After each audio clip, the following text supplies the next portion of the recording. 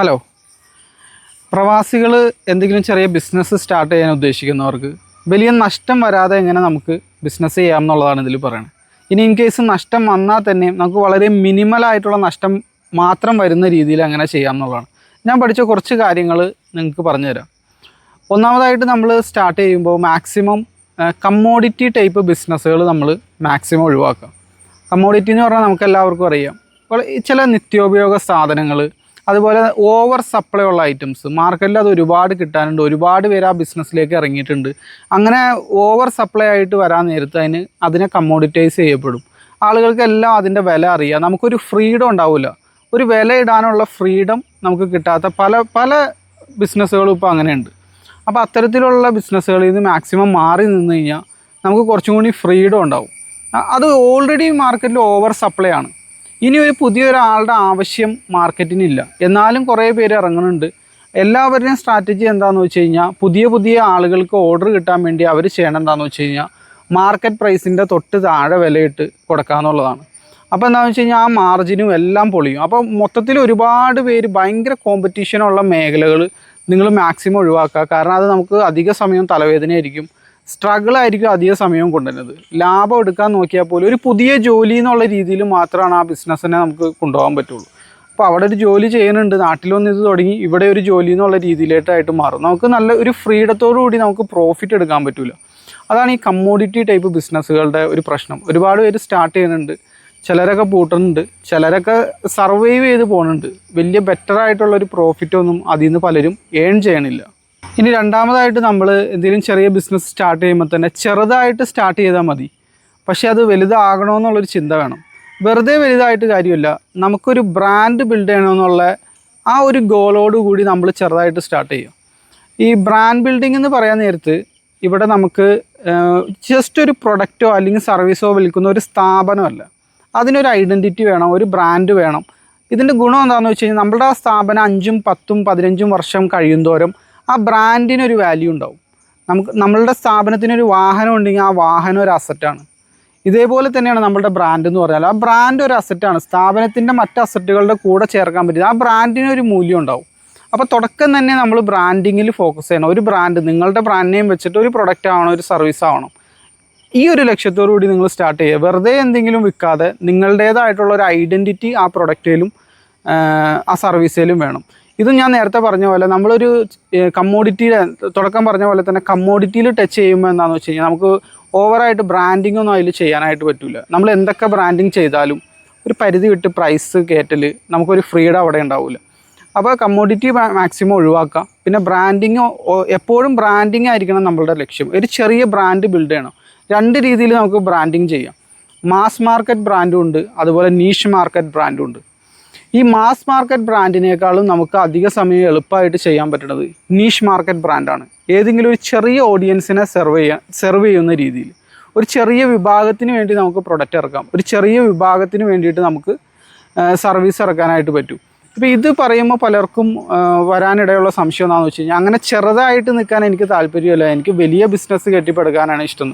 ഇവിടെ മനസ്സിലാക്കേണ്ട കാര്യം, നമ്മൾ ചെറിയ മാർക്കറ്റ് എന്ന് ഉദ്ദേശിക്കുന്നത് നമുക്ക് എന്താ പറയുക, വലിയൊരു ബിസിനസ് അതിൽ നിന്ന് തന്നെ കെട്ടിപ്പടുക്കാനായിട്ട് പറ്റും. മാസ് മാർക്കറ്റ് എന്ന് പറയുമ്പോൾ എല്ലാ ഇന്ത്യക്കാരും, എല്ലാ മലയാളികളും അങ്ങനെയാണ്. ഈ തുടക്കം തന്നെ നമ്മളുടെ അടുത്ത് ലിമിറ്റഡ് എമൗണ്ട് ഉള്ളപ്പോൾ നമുക്ക് എല്ലാവരെയും ടാർഗറ്റ് ചെയ്യുന്ന രീതിയിൽ ബിസിനസ് ചെയ്യൽ കുറച്ച് ചാലഞ്ചിങ് ആയിരിക്കും. ഇനി അങ്ങനെയൊക്കെ നമ്മൾ ബ്രാൻഡിങ് ചെയ്താൽ കൂടി കസ്റ്റമേഴ്സ് നമ്മളെ നല്ല രീതിയിൽ കൺസിഡർ ചെയ്യൂല. കാരണം ആ മാസ് മാർക്കറ്റിനെ സെർവ് ചെയ്യാനായിട്ട് ഒരുപാട് ബ്രാൻഡുകൾ ഓൾറെഡി ഉണ്ട്. എന്നാൽ ചെറിയ സെഗ്മെൻറ്റ് പിടിച്ചിട്ട് ആ സെഗ്മെൻറ്റിൽ നമുക്കൊരു ബ്രാൻഡ് ബിൽഡ് ചെയ്യാൻ ചെറുതായിട്ട് തുടങ്ങുന്നവർക്ക് കുറേ കൂടി എളുപ്പം അതായിരിക്കും. നമ്മൾ വലിയൊരു മാസ് മാർക്കറ്റിനെ ടാർഗറ്റ് ചെയ്യാതെ ചെറിയൊരു ഓഡിയൻസിനെ ടാർഗറ്റ് ചെയ്ത് അവർക്ക് വേണ്ടി പ്രൊഡക്റ്റോ സർവീസോ ഇറക്കി കഴിഞ്ഞ് കഴിഞ്ഞാൽ നമുക്ക് നല്ല രീതിയിൽ പ്രൈസ് ചാർജ് ചെയ്ത് ആ ഒരു വിഭാഗത്തിൻ്റെ ഇടയ്ക്ക് അവരുടെ മൈൻഡിൽ നമ്മളുടെ ബ്രാൻഡ് ഉണ്ടാവും. കാരണം അവർ മാത്രം അറിഞ്ഞാൽ മതി, എല്ലാവരും അറിയേണ്ട കാര്യമില്ല. നമ്മളുടെ മാർക്കറ്റിങ്ങും കുറേ കൂടി എളുപ്പമായിരിക്കും, കുറേ കൂടി എഫക്റ്റീവായിരിക്കും. നമ്മൾ പരസ്യം കൊടുത്താലും അത് നമ്മൾ മുടക്കണ തുകക്കനുസരിച്ചുള്ള റിസൾട്ട് നമുക്ക് കൊണ്ടുവരും, ഇതേപോലെ ചെറിയ സെഗ്മെൻറ്റുകൾ പിടിച്ചു കഴിഞ്ഞാൽ.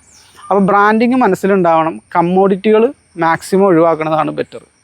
ഇനി ബിസിനസ് നമ്മൾ സ്റ്റാർട്ട് ചെയ്യുന്ന ടൈമിൽ പലർക്കും ചെറിയ ഷോപ്പൊക്കെ ആയിരിക്കും പലരും ഉദ്ദേശിക്കുന്നത്. ചിലർ മാനുഫാക്ചറിങ് യൂണിറ്റ് ആയിരിക്കും സ്റ്റാർട്ട് ചെയ്യണത്, സർവീസായിട്ടുള്ളൊരു സ്ഥാപനമായിരിക്കും.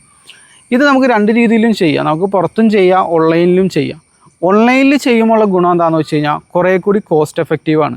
നിങ്ങളുടെ വീടിൻ്റെ അകത്തൊരു റൂമിൽ ഇരുന്നിട്ടാണെങ്കിലും നിങ്ങൾക്ക് വേണമെന്നുണ്ടെങ്കിൽ സ്റ്റാർട്ട് ചെയ്യാം. ഒരു ഷോപ്പ് എടുക്കാതെ തന്നെ നമുക്ക് സ്റ്റാർട്ട് ചെയ്യാനായിട്ട് സാധിക്കും.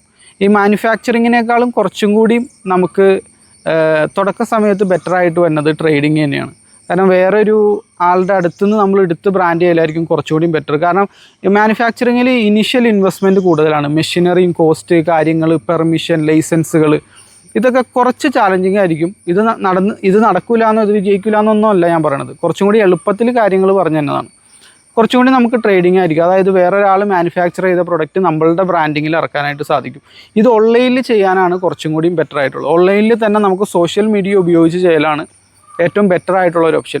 പലതും ചെയ്യുന്നുണ്ട്. ആമസോണിൽ ചെയ്യണവരുണ്ട്, വെബ്സൈറ്റ് ഉണ്ടാക്കി ചെയ്യണവരുണ്ട്, മൊബൈൽ ആപ്ലിക്കേഷൻ ഉണ്ട്, സോഷ്യൽ മീഡിയ വഴി ചെയ്യണതുണ്ട്.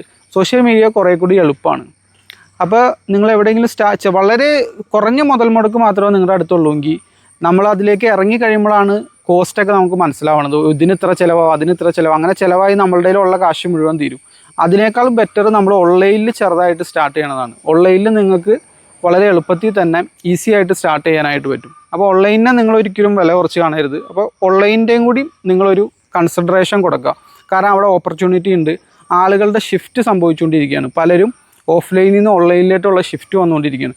പ്രത്യേകിച്ച് മില്ലേനിയൽസ്, ജെൻസി മില്ലേനിയൽസ്, അതായത് 90കളിൽ ജനിച്ച ആളുകൾ, 2000 ആണ്ടിൽ ജനിച്ച ആളുകൾ, ഇവരെല്ലാം തന്നെ ഓൺലൈനിനോടാണ് അവർക്ക് കൂടുതൽ. ഇവരാണ് ഇനി വലുതായി കൂടുതൽ പർച്ചേസിങ് പവർ ആവാൻ പോകുന്ന കസ്റ്റമേഴ്സ്. അപ്പോൾ അവർക്ക് തീർച്ചയായിട്ടും കംഫർട്ടബിളായിട്ട് വന്നത് അധിക സമയവും ഓൺലൈനായിരിക്കും. അപ്പോൾ ഓൺലൈനിൽ നമുക്ക് കുറേ കൂടിയും ബെറ്ററാണ്, കുറച്ചും കൂടി ഫ്യൂച്ചറിസ്റ്റിക്കാണ്. ഇനി ഏറ്റവും ഇമ്പോർട്ടൻ്റ് ആയിട്ടുള്ളൊരു കാര്യമാണ് പറയാൻ പോണത്, മാർക്കറ്റിംഗ്. നമ്മൾ മാർക്കറ്റിങ്ങിൽ ഒഴിച്ച് ബാക്കി എന്തെങ്കിലും മിസ്റ്റേക്ക് വരുത്തിയാലും നമുക്ക് തരക്കേടില്ലാതെ പോകാൻ പറ്റും. പക്ഷേ മാർക്കറ്റിങ്ങിൽ മിസ്റ്റേക്ക് വരുത്തി കഴിഞ്ഞ് കഴിഞ്ഞാൽ കുറച്ച് പ്രയാസമാണ് സർവൈവ് ചെയ്യാൻ. കാരണം മാർക്കറ്റിംഗ് ആണ് നമുക്ക് സെയിൽ കൊണ്ടുവരുന്നത്. സെയിലാണ് കിങ് എന്നുള്ളത് നമുക്ക് എല്ലാവർക്കും അറിയാം. സെയിലില്ലെങ്കിൽ പിന്നെ എന്ത് കഥ പറഞ്ഞിട്ടും എത്ര ബെറ്ററാന്ന് പറഞ്ഞിട്ടും കാര്യമില്ല. ഈ അടുത്തൊരു സംരംഭക സുഹൃത്തുമായിട്ട് സംസാരിച്ചപ്പോൾ പുള്ളിക്കൊരു പ്രൊഡക്റ്റ് ഉണ്ട്, 500 രൂപ സംതിങ് എന്താണ് അതിൻ്റെ വില. അപ്പോൾ ഞാൻ ചോദിച്ചു എത്ര നാളായി സ്റ്റാർട്ട് ചെയ്തിട്ടെന്ന് ചോദിച്ചു. അപ്പോൾ 6 മാസമായി. 6 മാസം കൊണ്ട് എത്ര സെയിൽ കിട്ടിയെന്ന് ചോദിച്ചപ്പോൾ ആൾ പറഞ്ഞത് 2 സെയിൽ മാത്രമാണ് പുള്ളിക്ക് കിട്ടിയിട്ടുള്ളൂ. വെറും 2 സെയിലാണ് 6 മാസത്തിനുള്ളിൽ പുള്ളി ആകെ ജനറേറ്റ് ചെയ്തേക്കുന്നത്.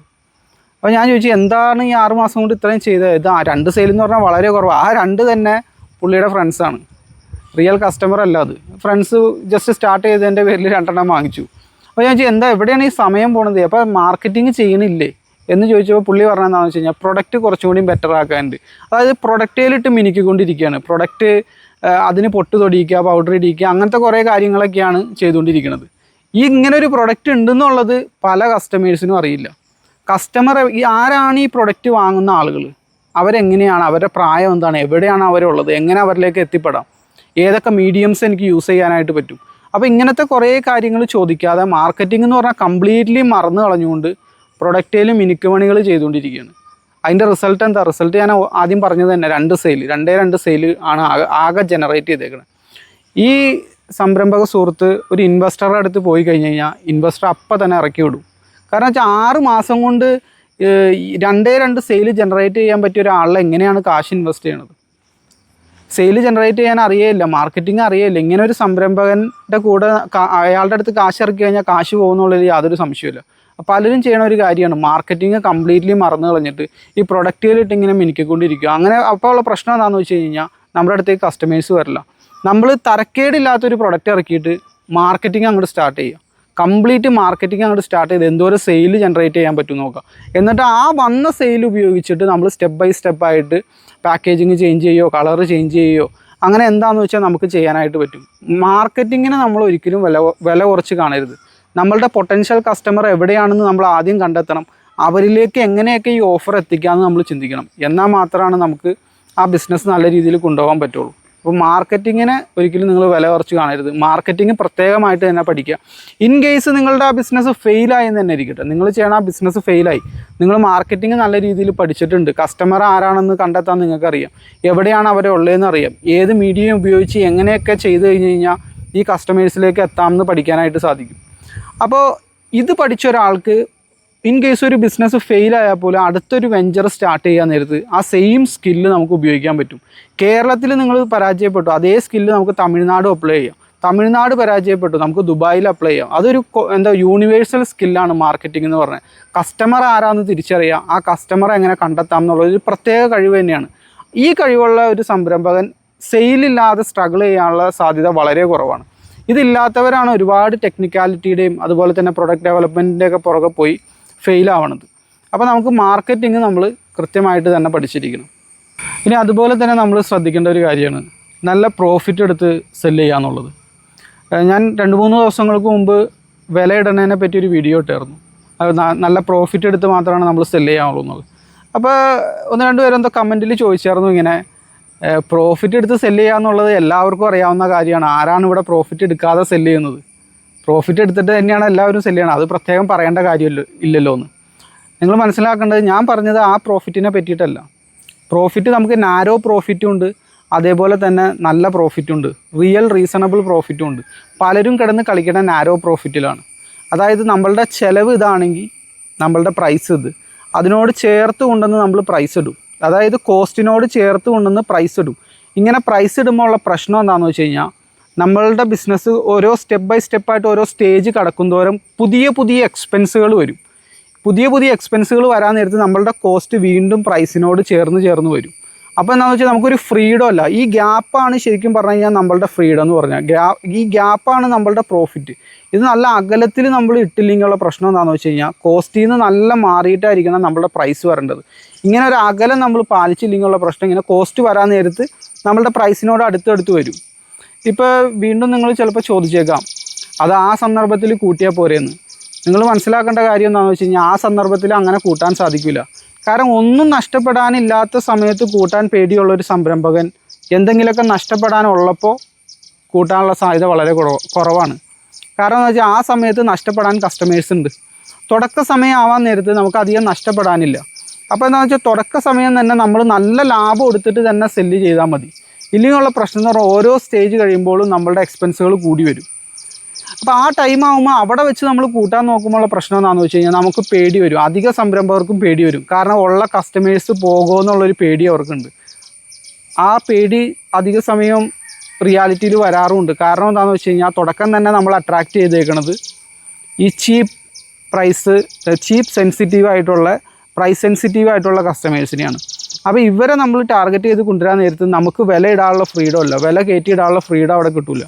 അവർ നമ്മളെ ഉപേക്ഷിച്ച് പോകാനുള്ള സാധ്യത വളരെ കൂടുതലാണ്. കാരണം നമ്മൾ വില കുറച്ച് കാണിച്ചിട്ടാണ് അവരെ അട്രാക്റ്റ് ചെയ്തത്. പ്രൈസിൽ വിൻ ചെയ്ത കസ്റ്റമർ പ്രൈസിൽ ലോസ് ആവുന്ന ഒരു ചൊല്ലുണ്ട്. കാരണം വെച്ചാൽ കുറഞ്ഞ വിലക്ക് ഇനി വേറെ ആരെങ്കിലും കൊടുത്തു കഴിഞ്ഞാൽ അവരുടെ അടുത്തേക്ക് പോകും. എത്ര വർഷം നമ്മളായിട്ട് ബിസിനസ് ചെയ്യുന്ന ആളാന്ന് പറഞ്ഞിട്ടും കാര്യമില്ല. പ്രത്യേകിച്ച് ഒരു പെർസെൻറ്റേജ് നമ്മുടെ അടുത്തുനിന്ന് പോകും. നമ്മളുടെ ബിസിനസ് ഓപ്പറേഷൻസ് നല്ല രീതിയിൽ പോകണമെങ്കിൽ ഒരു നിശ്ചിത വിഭാഗം കസ്റ്റമേഴ്സിനെ നമുക്ക് കൂടിയേ തീരൂ. ആ പെർസെൻറ്റേജ് വിട്ട് നമ്മുടെ കയ്യിൽ നിന്ന് പോകുമോ എന്നുള്ള പേടി കൊണ്ട് ലേറ്റർ സ്റ്റേജിൽ നമുക്ക് വില കൂട്ടാനായിട്ട് പറ്റില്ല, അല്ലെങ്കിൽ പേടി തോന്നും. കാരണം ആ സമയത്ത് എന്തൊക്കെയോ നഷ്ടപ്പെടാനുണ്ട്.